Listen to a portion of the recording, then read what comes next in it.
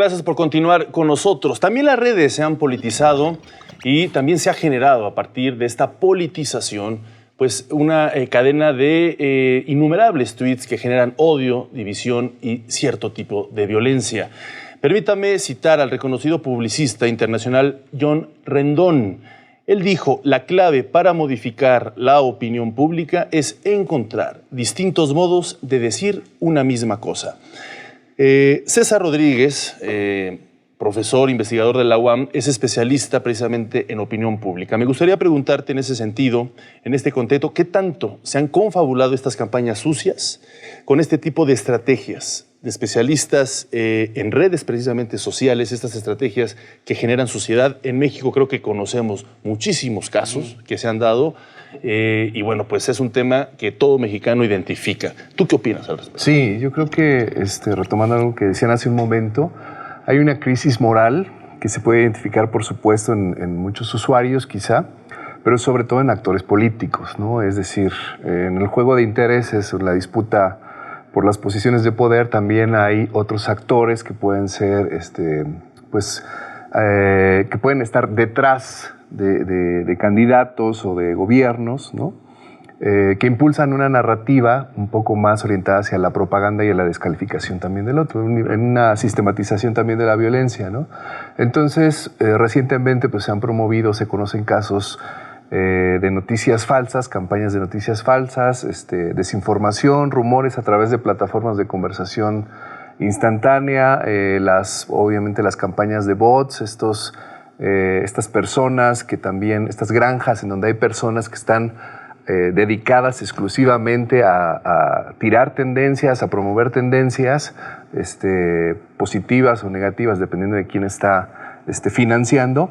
Entonces, todo esto impacta en la opinión pública y es muy presente al grado que, bueno, pues se ha convertido en protagonista de elecciones como las de Estados Unidos, en el Reino Unido, en Colombia, en México, ¿no? Es decir, estamos en un nuevo ambiente de opinión pública en el cual la propaganda y la información falsa puede llegar a ser un fenómeno que es protagonista en contextos electorales, ¿no? Entonces, habría que poner el ojo en quiénes son esos actores, quiénes están detrás de los bots, quiénes están detrás de estas personas que están provocando sistemáticamente, quiénes están detrás de la contaminación de la conversación, ¿no? Y creo que ahí podríamos empezar a rastrear un poco estas tendencias que existen y que desgraciadamente pues dominan la conversación. ¿Ustedes qué opinan? ¿Quiénes pueden estar de estos bots, de estos trolls? ¿Qué grupos de interés se encuentran planteando estas campañas sistemáticas, sucias, por ejemplo, en el contexto político? Bueno, siempre hay alguien atrás, ¿no? O sea, sobre todo cuando se crean granjas, ¿no? Yo me acuerdo terminando la elección del 1 de julio de 2018, un priista, no sé si se acuerdan, se hizo muy famoso porque, bueno, no sé si es priista, pero un tuitero, un chavo, dijo, desde este edificio trabajamos durante no sé cuántos meses y el trabajo era justamente ese, ¿no? Crear fake news, contaminar la conversación. Yo agregaría el caso de Brasil, que es muy específico. Brasil es un país en el que ganó la fake news. A mí me impresiona, por ejemplo, cuando dicen de la corrupción de Lula. En Brasil hay 26 casos de corrupción política. 4 son del Partido del Trabajo, pero 18 son del partido de Bolsonaro, ¿no? Entonces sí es un asunto que tiene que ver con el manejo de la información, ¿no? En México ahorita con lo que está pasando en Veracruz, es terrible lo que pasó en Minatitlán. Yo creo que todo el mundo lo condena, yo lo condeno también, ¿no? Pero no es lo único que ha pasado, no es lo primero que ha pasado. Entonces a mí me parece, se me dificulta mucho que alguien que defendió a Calderón o a Margarita Zavala cuando se murieron 49 bebés quemados, ahora esté espantada por lo de Veracruz. Yo no estoy diciendo que es peor, porque no es competencia, es terrible, es violencia, ¿no? De lo que se trata es de que deje de haber impunidad. Y entonces ahí entran estos que mueven las conversaciones hacia donde les conviene. Eso es lo terrible. Y yo creo que tenemos que aprender a no caer en esos anzuelos. O sea, llega alguien a contaminar la conversación, ¿qué haces? ¿Te quedas ahí y muerdes el anzuelo? ¿O dices, no, a ver, por ahí no va, ¿no? Sí, hay una constante disputa por los significados, ¿no? Actualizando la vieja frase de información es poder, ahora podríamos decir los trending topics o los temas tendencias son poder, ¿no? Y ahí están muchísima de la atención por construir un sentido a los acontecimientos que suceden en el día a día. A mí me gustaría también compartir que mucho de lo que pasa se debe a agencias dedicadas a meter este tipo de mensajes en redes sociales. Son agencias que son pagadas por diversos actores. En muchos casos son pagados por gobernantes, se da mucho en gobiernos estatales, se da mucho en cierto tipo de políticos, pero también se da a nivel empresarial. Hay intereses y de diversos tipos, y no estoy hablando únicamente de los políticos, ¿no? De posicionar, de empujar algún tema en la agenda, de posicionar productos y demás. Y hay toda una industria detrás de agencias pues, que se dedican a esto, a crear contenidos, a crear fake news.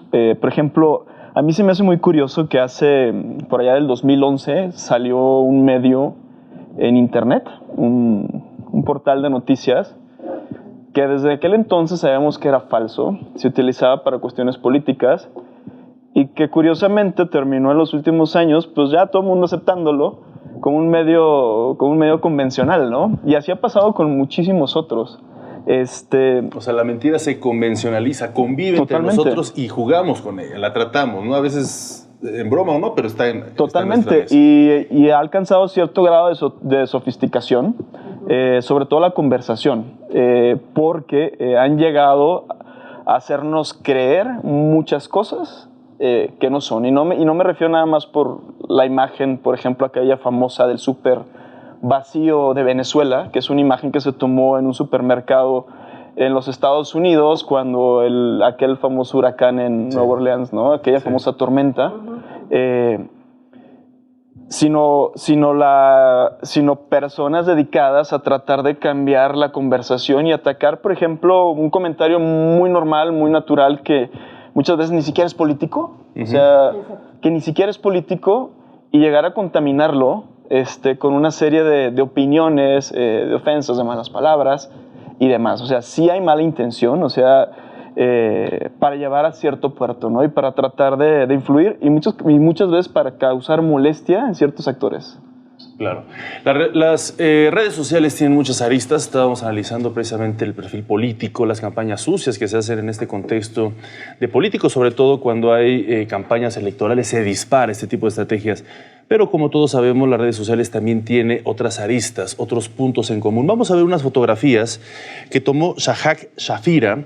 Él es creador de un portal muy interesante que se llama Yolocaust. Y bueno, vamos a tratar de entender, explicar. Lo que estamos viendo en las imágenes, sobre todo en la parte del lado izquierdo, son comparativos, por supuesto. Este es un memorial al Holocausto que está en Berlín.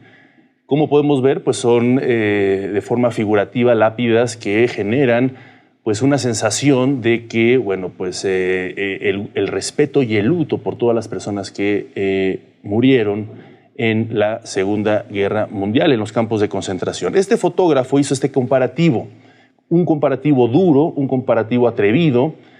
¿Por qué? Porque él consideró que se estaba banalizando este memorial, pues con fotos, pues como si se tratara de cualquier aspecto turístico, cuando en realidad él lo que quiso decir es no nos olvidemos de lo que sucedió en la Segunda Guerra Mundial.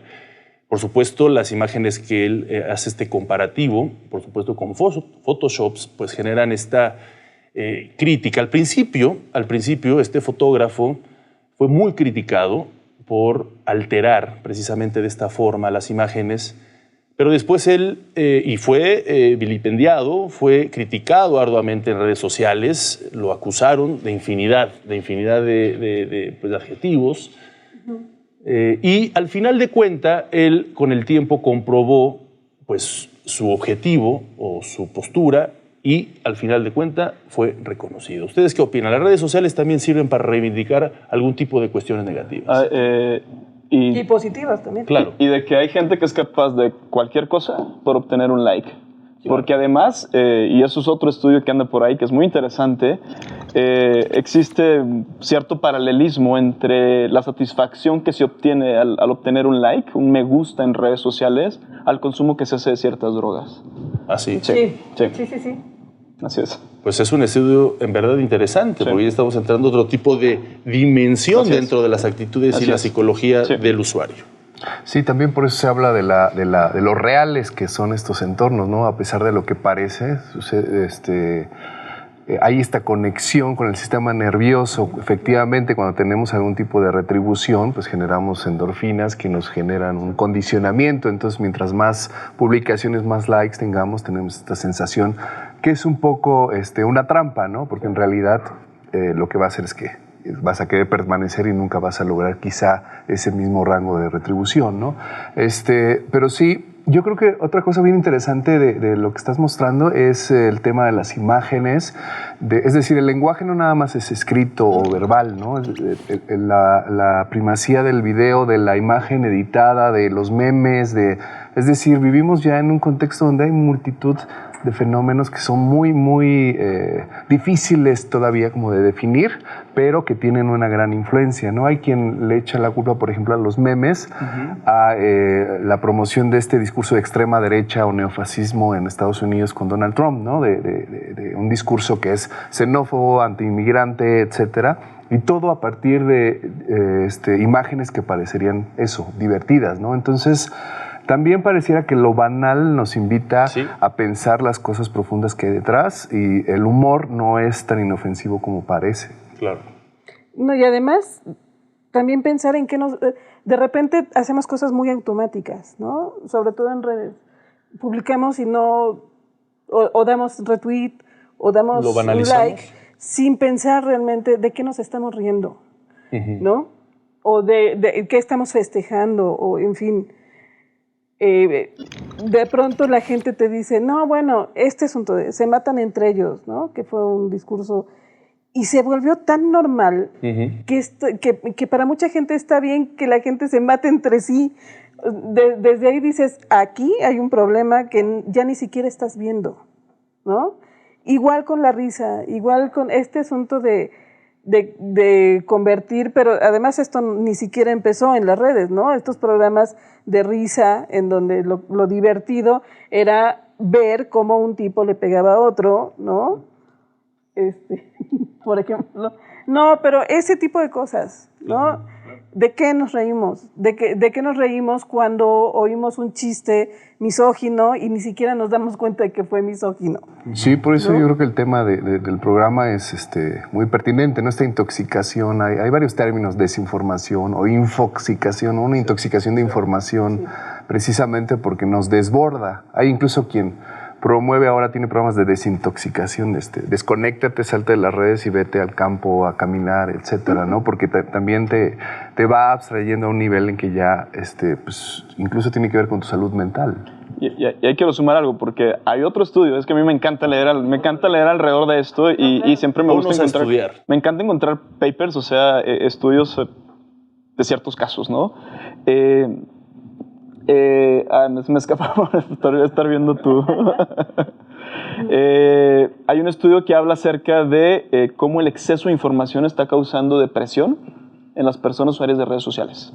Y esta depresión pues es algo que adquieres en redes y tiene mucho que ver, sí, por la gran cantidad de contenidos o de información a la que eres expuesto o que obtienes, pero también a la hora de observar las vidas de otros de una manera tan rápida, y obtener una serie de estímulos y darte cuenta que tú muy posiblemente no vas a poder tener esas condiciones por la razón que sea. En la mayoría de los casos, las fotografías, por ejemplo, que vemos en redes como Instagram, son fotografías que se arman. O sea, rara vez alguien está en una condición tan linda como la que aparece en una foto de Instagram.